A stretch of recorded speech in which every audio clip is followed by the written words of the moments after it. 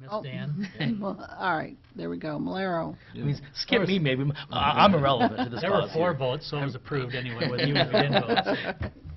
I'm more irrelevant Next is than approval you. of the minutes for October 10th and the October 15th meetings. So move. Second. Any questions on the minutes? Clerk will call the roll. Yeager. Aye. Friesman. Aye. Hammond. Aye. Malero. Aye. Starr. Aye.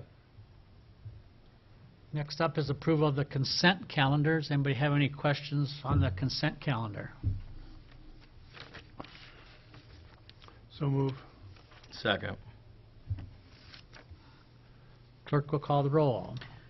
Friesman. Aye. Hammond. Aye. Malero. Aye. Starr. Aye. Yeager. Aye. Consent calendar is approved. Next is business of the mayor. We do have a few items tonight. First of all, we have an appointment to the library board. They've had a vacancy for a couple months and have supplied some names. I was able to finally contact Bob Woolham, and Bob was interested in being on the library board. I think he's been on that board before, but he says, well, trails and libraries are 2 of his passions. So if we have somebody who's passionate about library, they would be a good library board member. And he was recommended by the library board and the librarian. So I would like to propose Bob Woolham to appointment on the library board. Do you want to do both those appointments at the same time? Or do you want to do them separately? Do it together. Okay. The other one is this is a reappointment of Rick Cordes to the Buildings Trades Board. The Buildings Trades Board is a board that doesn't meet very often. I kind of meets as needed when they have a question, either from John or from the building inspector department. If they have a question, they kind of ask the Buildings Trades Board, but they don't meet on a regular basis. But Rick said he would be interested in continuing on that board. He's been on it before, and so I'd like to appoint Rick Cordes to the Building Trades Board. I move for both appointments. Second. Any further comments? Clerk will call the roll. Hammond. Aye. Malero. Aye. Starr. Aye. Yeager. Aye. Friesman. Aye. Thank you for the vote, and thank you to those 2 individuals for stepping up to be on our city boards. Exactly. Thank you. You got good people. Next is a proclamation for American Education Week, November 12th to the 16th. We have a representative here tonight. If you want to come to the microphone, introduce yourself, and tell us a little bit about your request. Hi, my name is Janisha Garden. Hi, I'm Dana Sullivan. We're representing our Charles City Community Education Association here tonight. Next week is nationally known as American Education Week. It's just a week set aside to celebrate public education. Very good.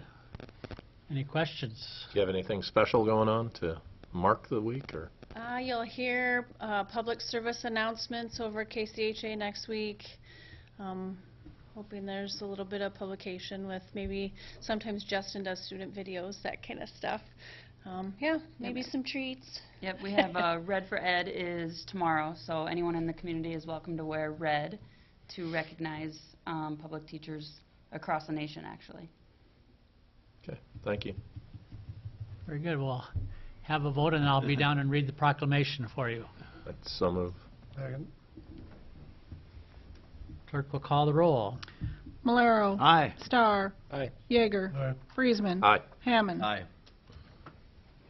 Proclamation is approved, and we'll read the proclamation. To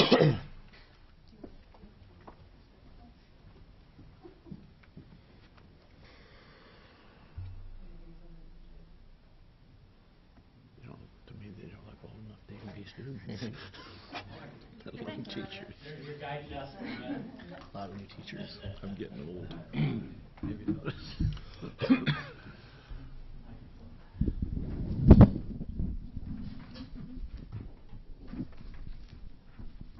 All right.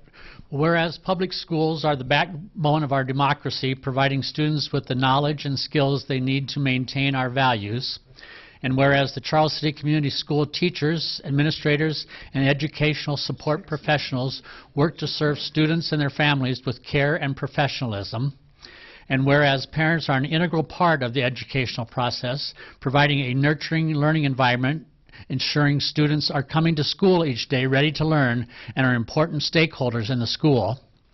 And whereas the Charles City Community Schools are a foundation of this community, bringing together students and parents, educators and volunteers, business leaders and elected officials for a common purpose. And whereas in acknowledgement of American Education Week, educators, students, family, and community members take time to celebrate the accomplishments and reaffirm their commitment to ensure a world-class education for all students. Therefore, I, Dean Andrews, Mayor of America's hometown, Charles City, Iowa, hereby declare November 12th through the 16th, 2018 to be observed in Charles City, Iowa as American Education Week, a time to appreciate and support our schools. Join me and the City Council as we stand up for the Charles City Community School District. In testimony whereof I have hereunto subscribed my name this 5th day of November 2018. All that technical wording kind of gets me sometimes, but I will give that to you. And we certainly appreciate all that our educators do and our school system does in Charles City. Just last week we had a group from out of town who was here, and I took them on a tour of the city and pointed out our schools. And I think some of the new things that new the superintendent wants to make the schools invitational, I guess. So and I think that's a great thing to make the schools a part of the community and the community part of the schools, and everybody working together to provide a great education for our students here in Charles City. So I thank you for what you do.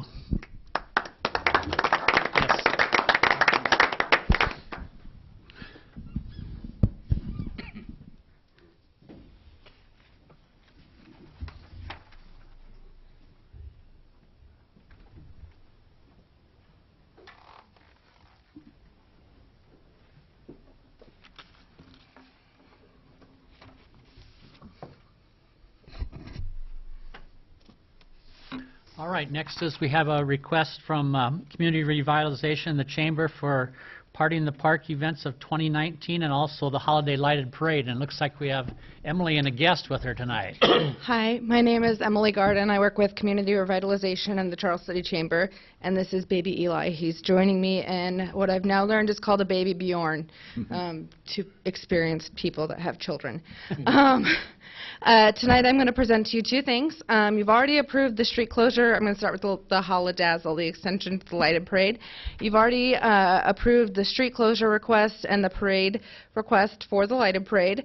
This year we're also adding Holidazzle, which will run from 6:20 to 8 o'clock p.m. We have 14 retailers in town that are staying open until 8 o'clock p.m.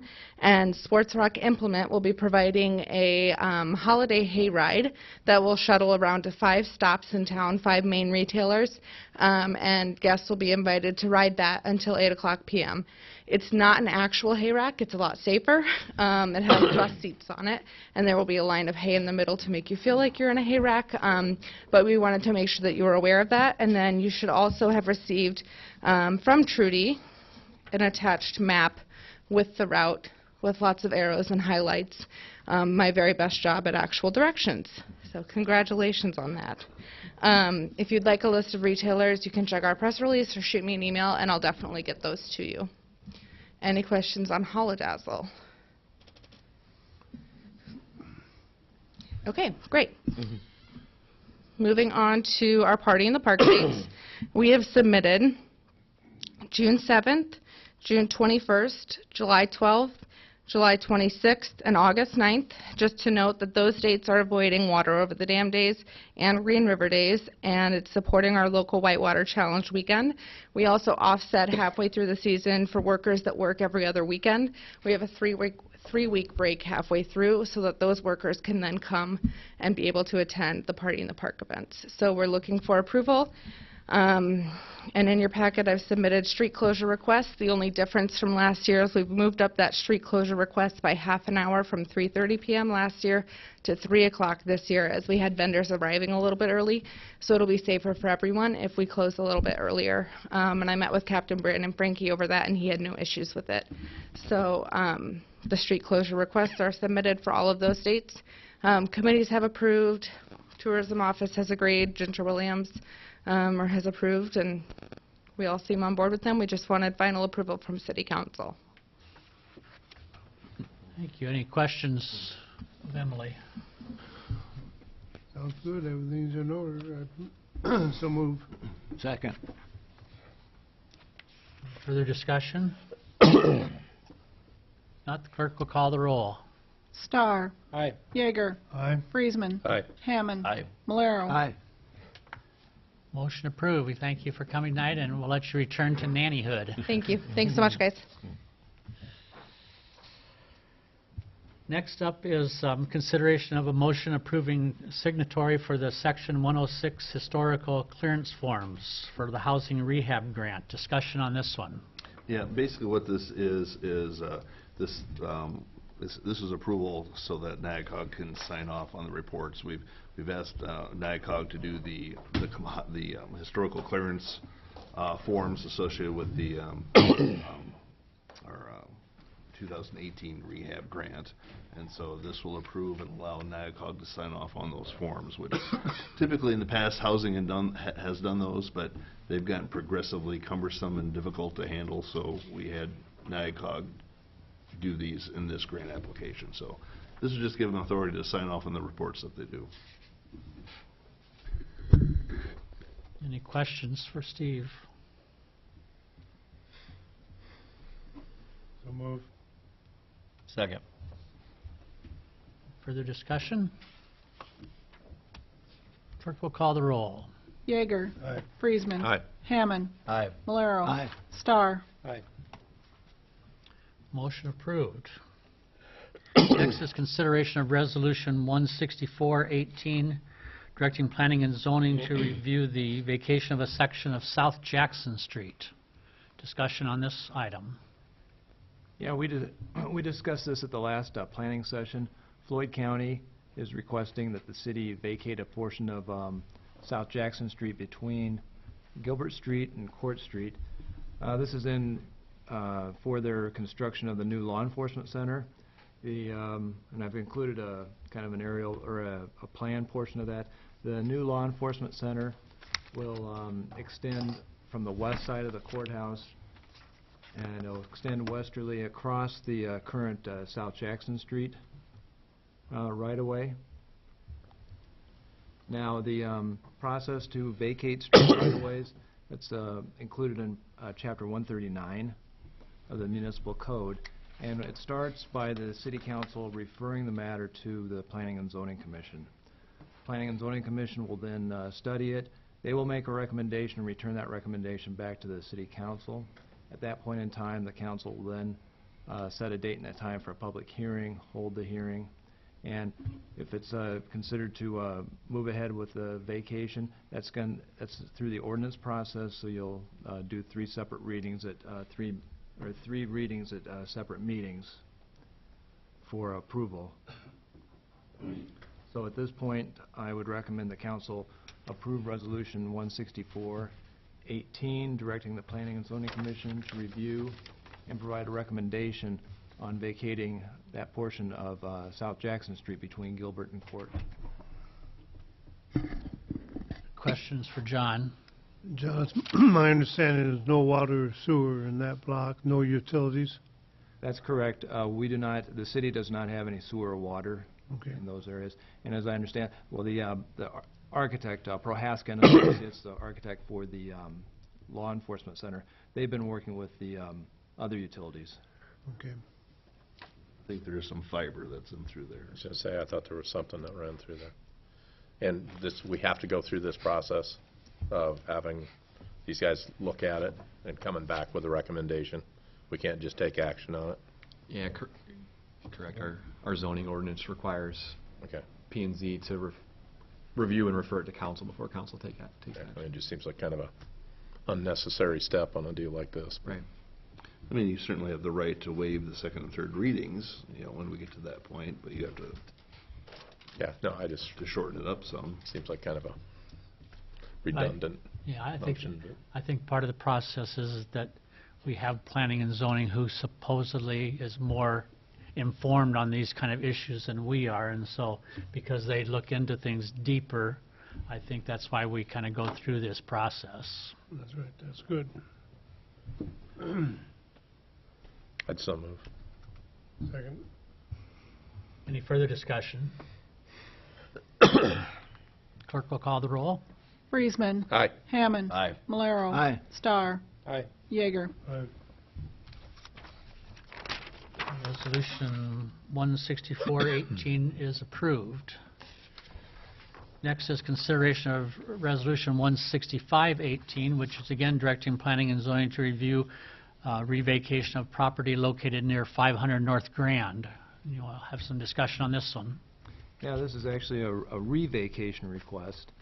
The school is in the process of, they're planning on selling the 500 North Grand building, the old middle school building, and as part of that, they had a title opinion prepared for the site, and it came back that there were some vacation street and alley vacations that were done in 1931 that actually weren't, there were some errors with those.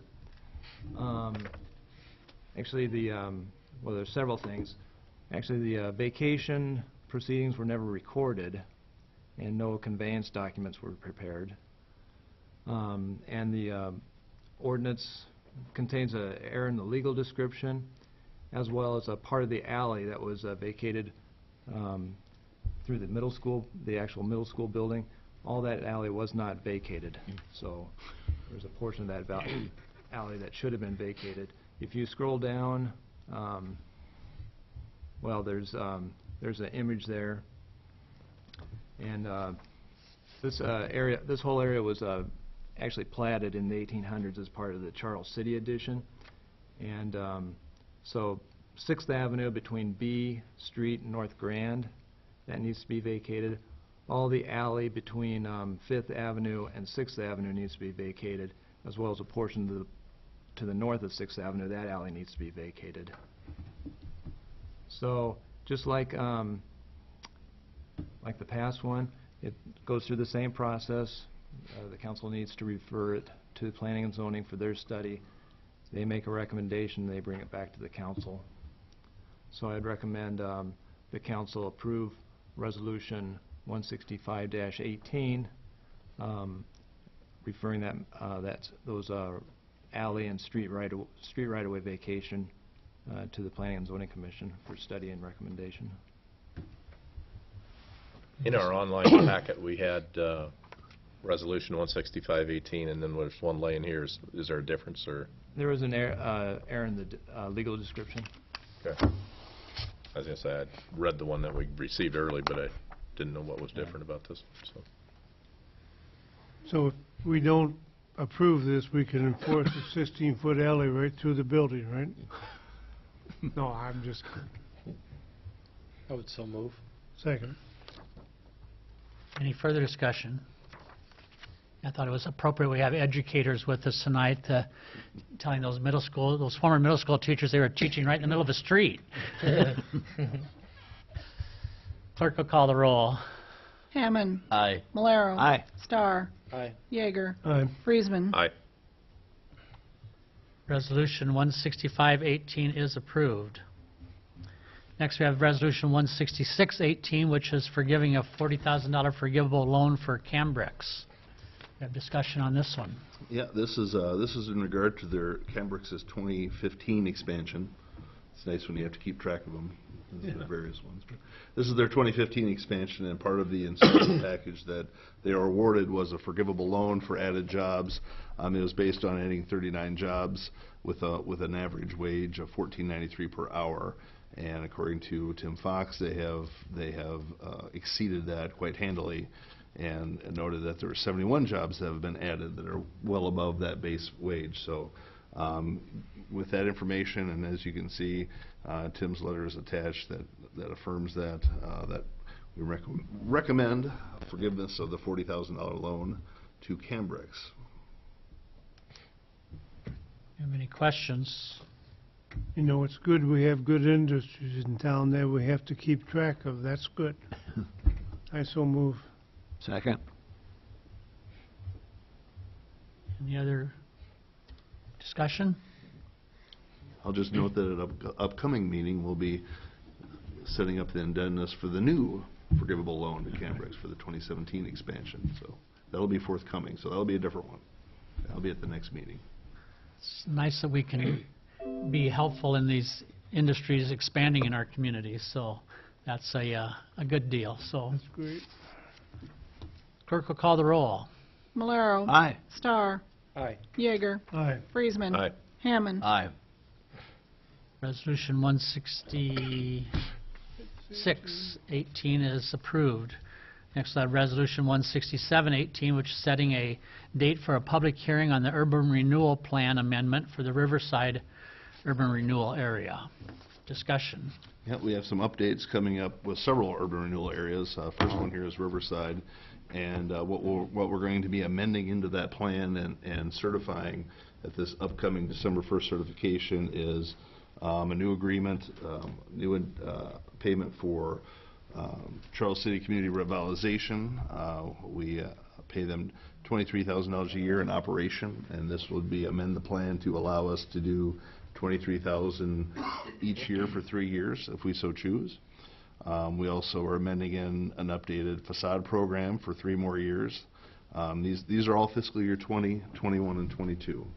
But the facade program is $30,000 a year, again for 3 years, so that's $90,000. Culture and entertainment program, that's $25,000 a year for 3 years, so $75,000. We also have our a new agreement coming forth with ADC for fiscal year 20, 21, 22. Riverside has a $16,800 cost share per year for 3 years. We also have the Carnegie Arts Center STEP project, which ultimately costs us $77,445 for those steps to be replaced, and so we'll be certifying that we amend that in to certify that for reimbursement through the TIF fund. And the final is our administrative fees that we certify in for the city's work with the urban renewal plan and updating and those costs, and that's $8,000 a year for 3 years. So that's a total of $385,845 that we'll be amending into the Riverside Urban Renewal Plan. Questions for Steve or any discussion on this? I think this is all scheduled, and we've talked about it. I'd so move for it. Second. Clerk will call the roll. Starr. Aye. Yeager. Aye. Friesman. Aye. Hammond. Aye. Malero. Aye. I think these are expenditures that it's nice that we're able to provide through the Riverside TIF that we maybe wouldn't be able to do otherwise, and maybe we would have city departments doing some of this work that these other agencies are doing for us. So I think it's kind of a good, again, a good collaboration with the city and with these other agencies that we're able to proceed on these type of items.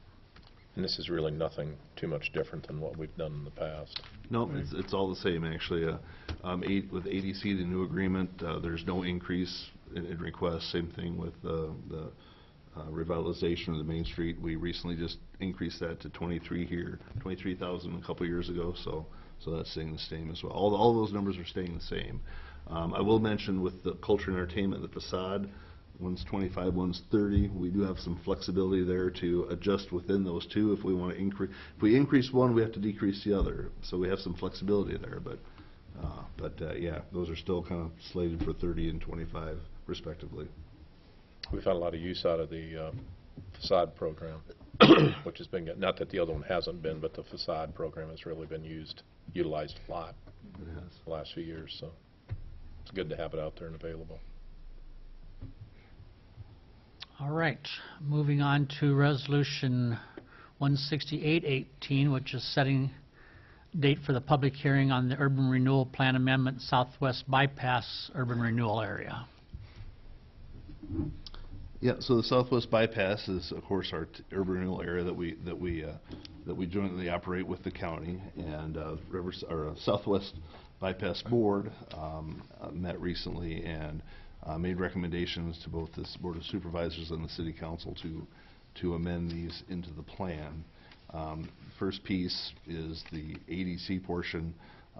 As I mentioned with Riverside, we are looking to do another 3-year agreement with ADC for funding their operations.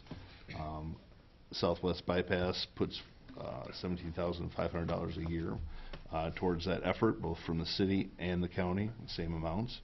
Again, this will be for fiscal year 20, 21, and 22.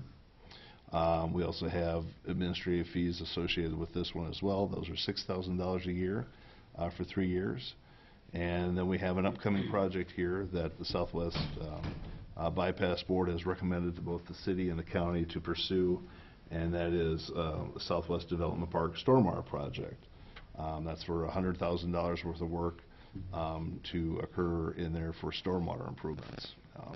So we'll be looking at that more at the next council meeting and talking about it at the upcoming workshop, but that project there, $100,000 is, the total project is just shy of $400,000, and the discussion was there that that the Southwest Development Park or Southwest Bypass could help fund some of those changes, improvements that need to happen for stormwater, but they wanted to also encourage some private dollars to come in and help offset with that. To date, there aren't any private dollars that are coming in for that. The city, of that $400,000, about some of it included a city project that we already have budgeted for. From last year, if you recall, we had $80,000 put towards the culvert project there on 11th Street. Well, that project includes that. So with that $80,000 and then $100,000 coming from TIF, we've got about $180,000 worth of work that we can do there. So that's what that is. And so we want to amend that into the plan and then seek your approval going forward with that as well. But that totals $170,500 in amendments into the Southwest Bypass. Any questions on this resolution? Steve, the difference between that and the amount, the 200 that we talked about the other morning at the meeting? For the stormwater project? No, for just the Southwest TIF. I was thinking that on the sheets you'd prepared, what we were going to be presenting was 200,000. These amounts are the amounts, new projects that we're amending in. The 200,000 are the actual dollars we'll be requesting. Right. And so we'll see that on the TIF certifications when we go over those. Sorry, thank you. Did we vote that one? I would so move. Second. I see this, and what we're doing is we're setting a public hearing, and I see it's for November 26th is the date. Is that Yes. correct? Yes. That's not a regular council meeting, is it? Will we have a special meeting that day, or? We'll have a special meeting that night as well. Okay. I just wanted to clarify that to make sure that, because we are setting the date, we might want to get the date out there as the 26th of November, so, for all 3 of these public hearings. Yes, sir. Any further comments? Clerk will call the roll. Yeager. Aye. Friesman. Aye. Hammond. Aye. Malero. Aye. Starr. Aye. Resolution 16818 is passed. Next is 16918, setting the date for the public hearing on the Urban Renewal Plan Amendment for the Park Avenue Urban Renewal Area. Yeah, and so this is our third and final amendment for the Park Avenue. Again, Park Avenue has a portion of the CCADC payments as well as an administrative fee for operating the fund that we need to amend and update for fiscal years 2021 and 22. And it is for Park Avenue, not Southwest. Thanks, Delaney. That's in there. At least let you know I read it. Yes, I appreciate that. So the portion for Park Avenue is $7,700 a year for 3 years for the ADC, and the administrative portion for this one is $3,000 for 3 years. So a total of $32,100 that we'll be amending into Park Avenue.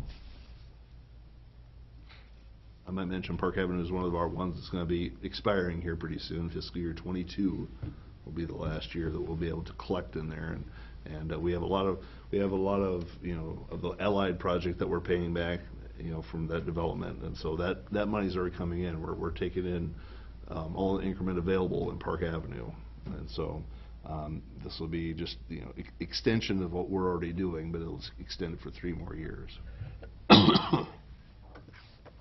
Any questions? Go ahead, Dwayne. I would so move. Sorry. Second. Further discussion? Clerk will call the roll. Friesman. Aye. Hammond. Aye. Malero. Aye. Starr. Aye. Yeager. Aye. Been a good project out there. Yes. Worked well. I mentioned my tour for the visitors the other day. I mentioned the schools. We also went to the Park Avenue. Well, I guess we went to the Allied subdivision, and which is and this is a sign of our newest housing development. So it has been a good project. And the fresh asphalt along the trail out there was a nice selling point too.